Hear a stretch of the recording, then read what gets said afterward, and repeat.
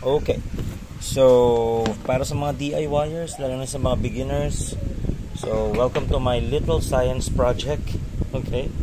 So, we'll show how LVDs can help you at saka mga relay. Alright. So, I have an LVD here targeting this relay over here sa output ng inverter na to.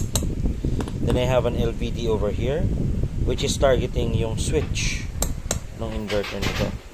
Alright. So, without further ado, saksak natin. This is a power supply, 12 volts output. Then this is a buck converter because I want to use this as 48 volts. 48 volt system kasi itong inverter na to. Okay. Plugging it in. So, yun na siya. Nag-run. Nag-on na to. Okay. Alright.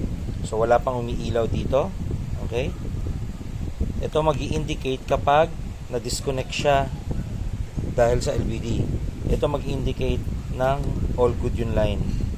Currently, nakapatay pa siya kasi nakapatay pa itong breaker. Ito, wala pang pumapasok na 48 volts sa inverter nito. So, pag in-on ko to, ayan. So, I have 49 volts.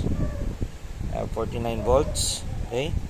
Then, green. Pag ganitong system, yung representation, ibig sabihin all good yung line ko. Now, tatargetin ko ito. Okay? Using this relay. So, 12 volts. Currently, ang disconnect ko ay nasa 11.5. So, i-emulate ko na kunwari 12.0 yung lobat ko. So, ang mangyari niyan, from this output, mapupunta yung output niya sa output B.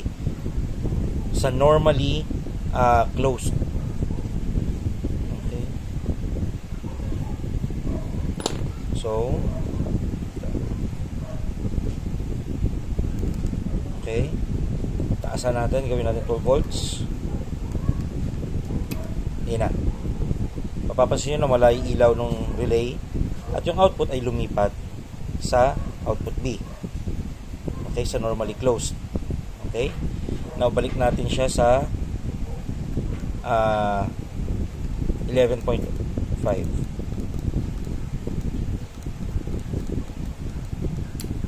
Yun. So, bumalik na siya sa normal operation.